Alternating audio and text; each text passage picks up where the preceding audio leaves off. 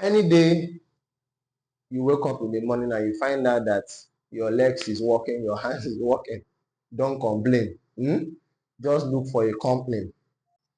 So just look for a company you partner with. When you partner with any company, this is you, this is the company, and this is you. So any day you wake up in the morning and your legs are working, your hands are working, you don't need to complain. Just look for a company and partner with. But any company you partner with to make money, of course, you can partner with Champion Brewery, you can look for a hotel, tell them you want to clean the hotel, they'll pay you. There are lots of things you can do out there and you make money. But I want you to understand that any of them you partner with, what you have with them is what we call transactional relationship. Now, this relationship can earn you a living. You can survive. You can make money that will help you to put a roof on your head, put the food on your table, and buy clothes for yourself. But if you want to go beyond this, you have to look for a mentor. And this mentor, you have to look for, what you build with this person is what we call transformational relationship. Now, this type of relationship is what you need for you to build fortune, is what you need for you to be significant. And make sure that anybody you are connecting with is somebody that has experience, somebody that have gotten the experience and the result needed to hold you by the hand and make sure you don't just succeed, but you become transformed. So today, we will not just work with you on a transactional basis, because that is what you've been doing for a long time. What we want to do with you is on a transformational basis, a point whereby you don't just make money, but you go to the level of significance. So I'm not going to waste much of our time today because our time is fast spent. So yesterday, we're going to continue from the topic we discussed yesterday.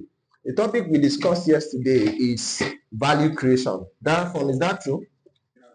That was what we discussed yesterday. Value creation. Value creation. And we said that there are 4 levels of value creation, yeah? We said there are 4 levels of what? Of value creation. There are 4 levels of value creation. We did something like this.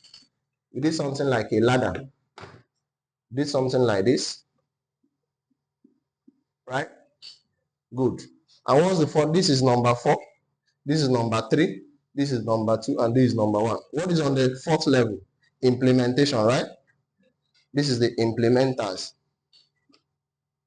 What is on the 3rd level? The managers. The 2nd level are the communicators.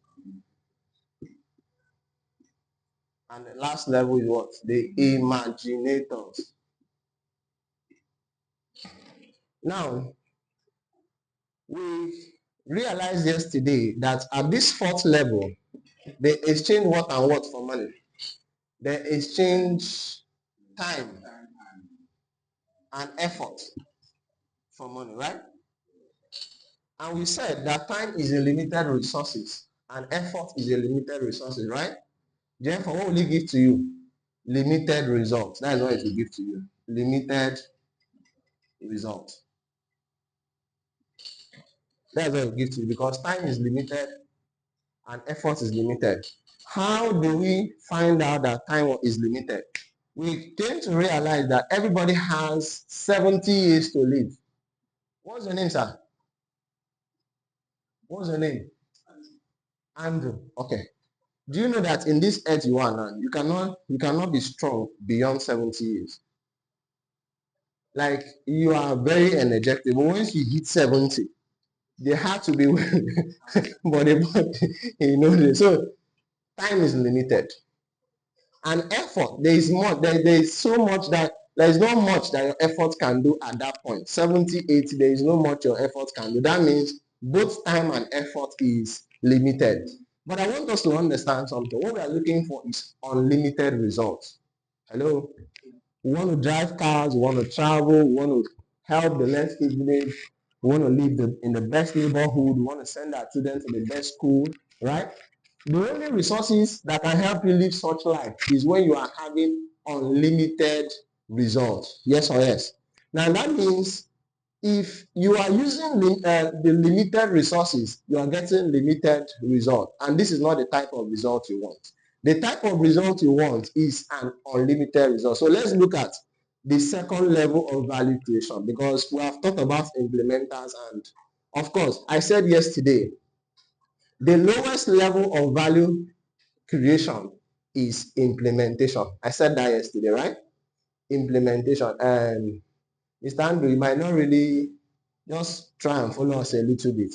Now let's go to the third level of value creation. I would like to wipe this. Sorry, I have to do that because of space. I don't have enough space. Now on the manager level, right.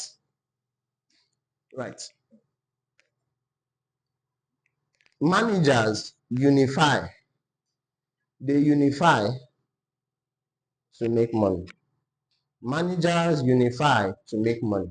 We've talked about the fourth level. Okay, maybe I should just put it back so that it will help us understand. This one is implementation.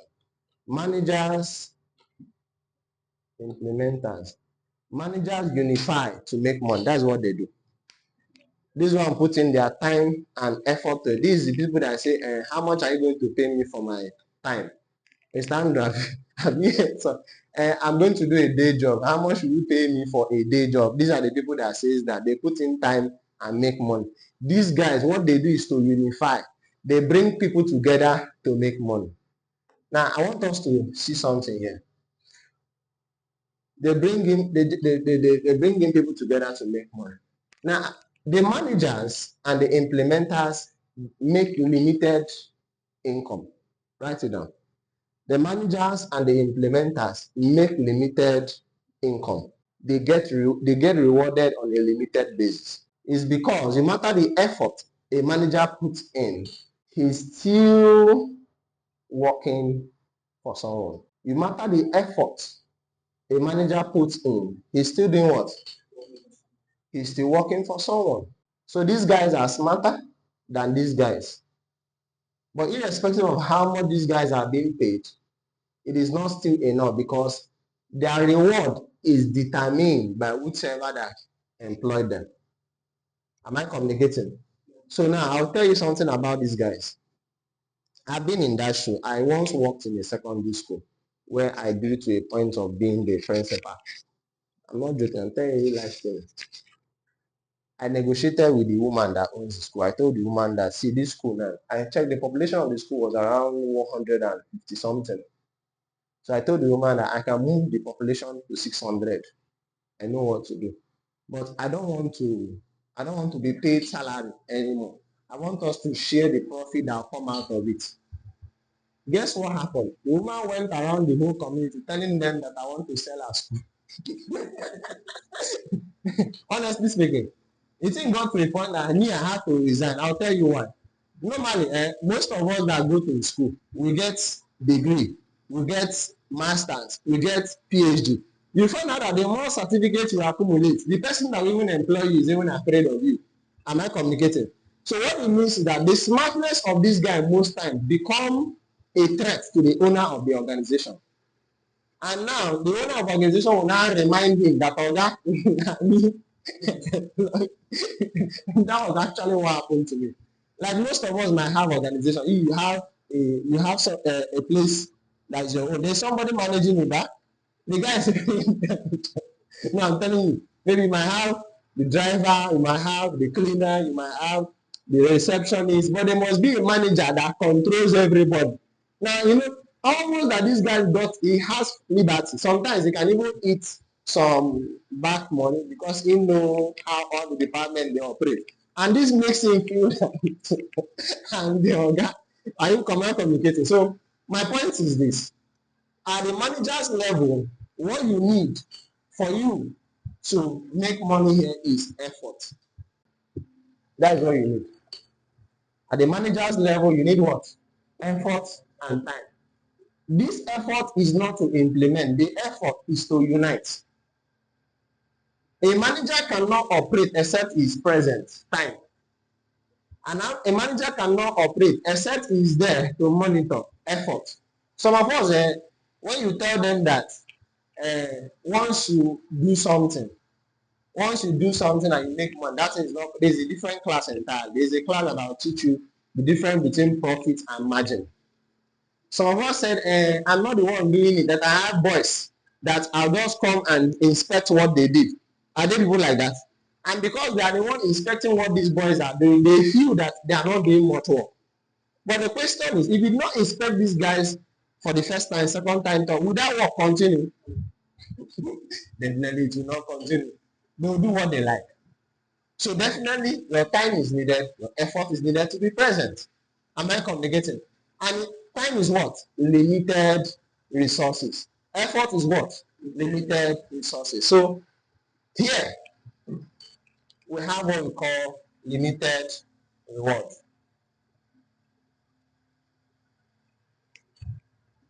At this point, the communication and the imagination level have what we call unlimited reward. Now, Mr. Victor, when you say at the communication level and the imagination level of value creation, you can get unlimited reward. How do I move the product and services I'm providing to the second and the first level? You don't need to change what you're doing. Let's say, for instance, you are selling a Coca-Cola product. Coke. Normally on the street, you buy the Coca-Cola product right down, 400, 500. But if you get to a fast food, you buy that same Coca-Cola product at 1,000 naira. You take that same Coca-Cola product to Mountain Street at Falling, you buy the same product at 2,000 naira. The same thing you bought 400 naira on the street. Take that same Coke to Obi Kubana at Abuja, you buy that same Coke 5,000 naira. What is the difference? They moved the same product from here to here and here. It's the same product, the same business you are doing, the same work you are doing, but they move the way they present themselves from the fourth and third level to the second and the first level. Now let's go into the second level. Communicators. Write on your book, communicators. That's the second level of value creation. The second level of value creation are communicators. Communicators. Communicators make money with their mouth. That is how they make money. They make money with their mouth.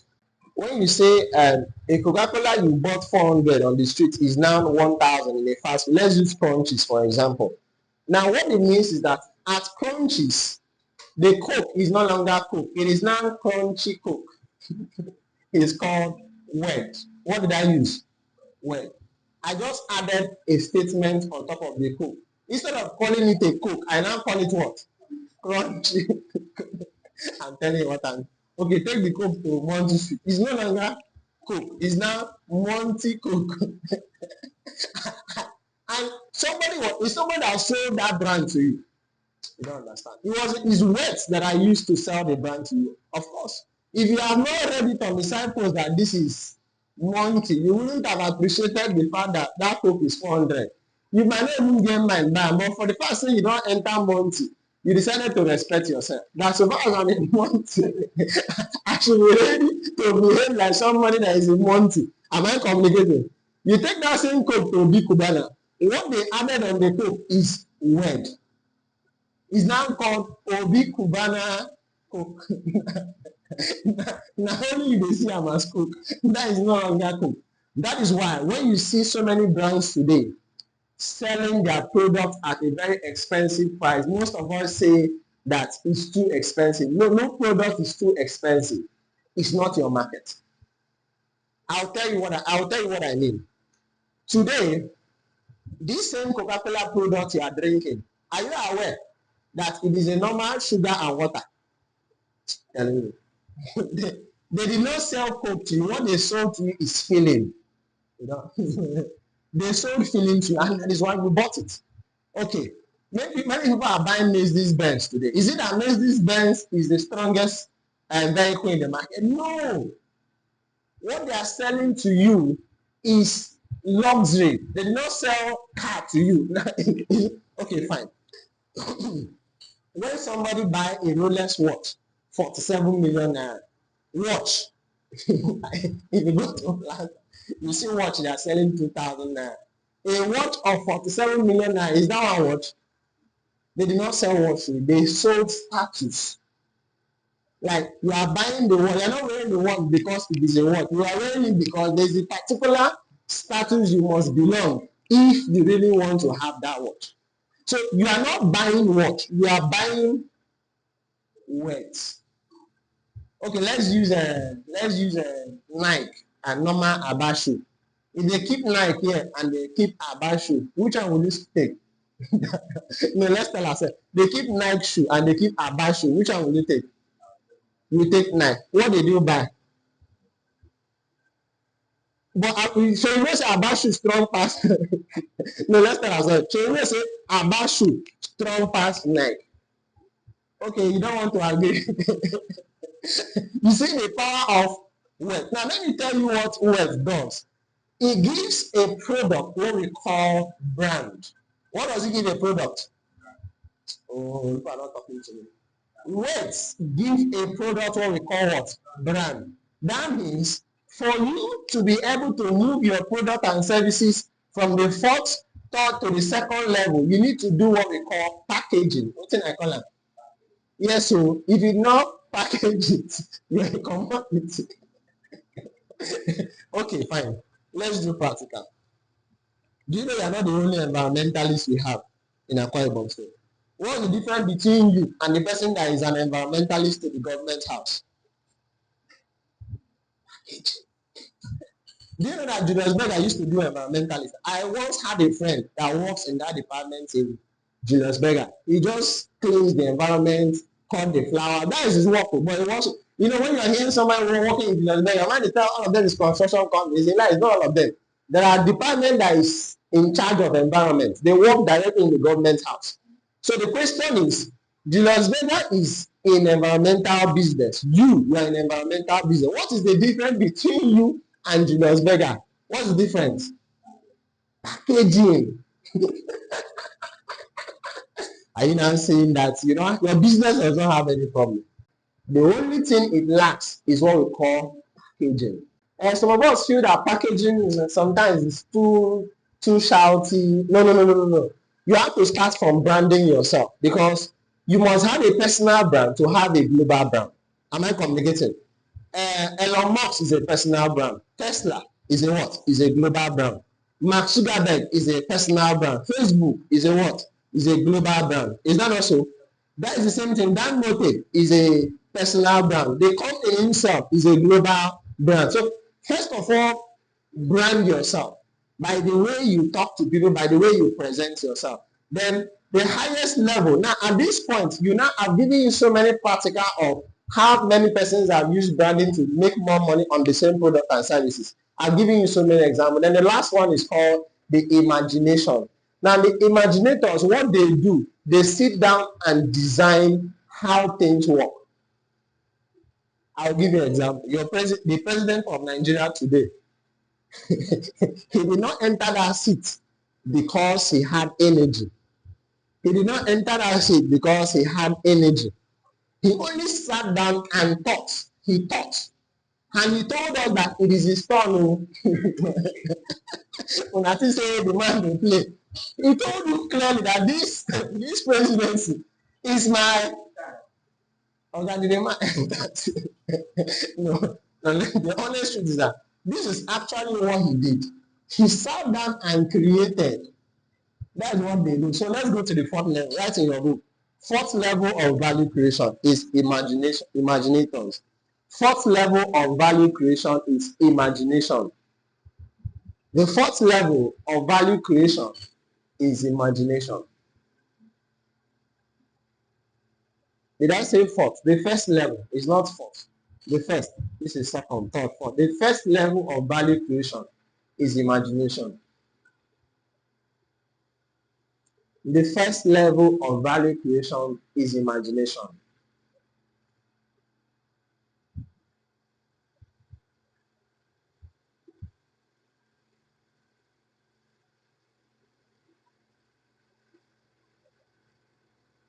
They create to make money. They create. This is what they do. They create to make money. They create to make money. They create to make money. That's what imaginators do. They create to make money. They create to make money.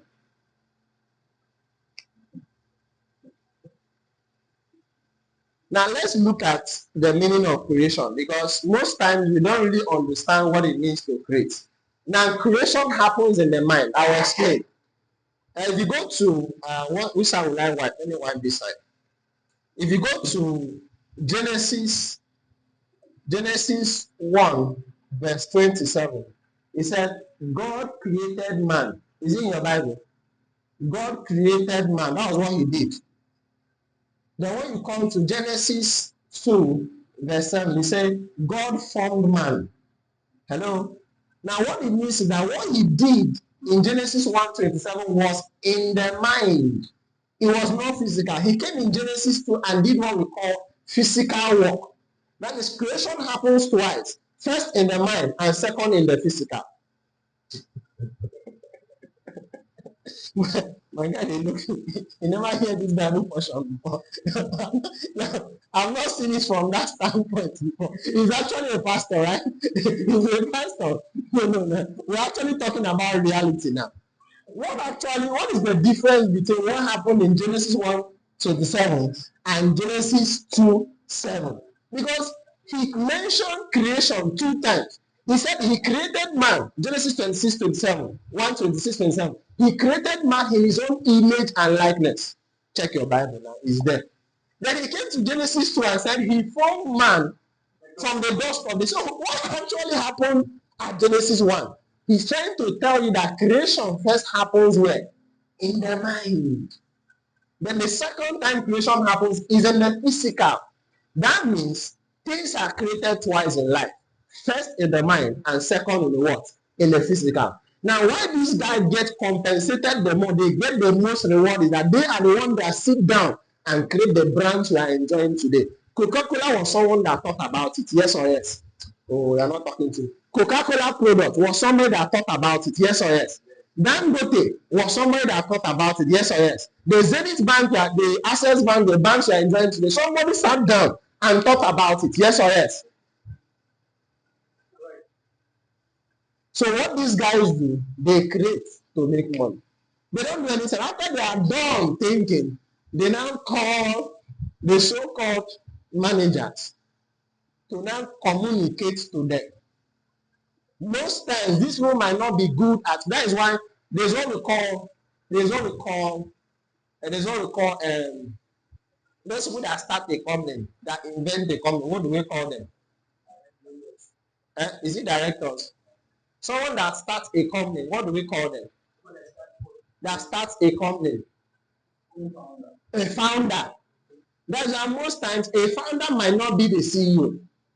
Hello? CEO is the chief executive, the person that manages, that gives orders. Most times founders are not usually the people that gives order. And it is always, if you check most of the companies where the founders are not the CEO, you find out that those companies are doing much more better.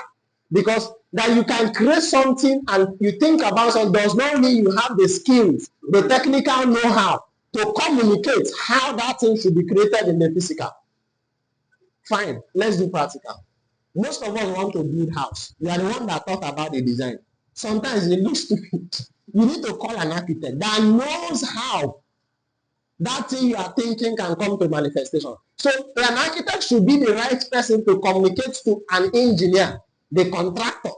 You that is the imaginator that thought about how they will design your hotel.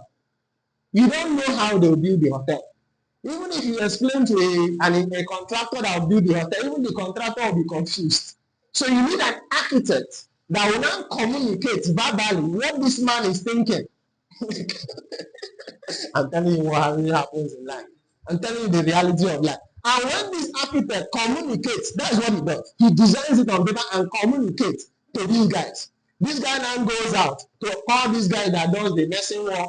The messing people now, they carry sand and then now here then they. Now are you now seeing why these guys are paid the least? Who did the imagination? See where the guy live. Who the communicator and the architect? Who be the engineer? The guy they run around every day. They go side, they carry sand, they carry iron. Now here then who they now that's not our pass.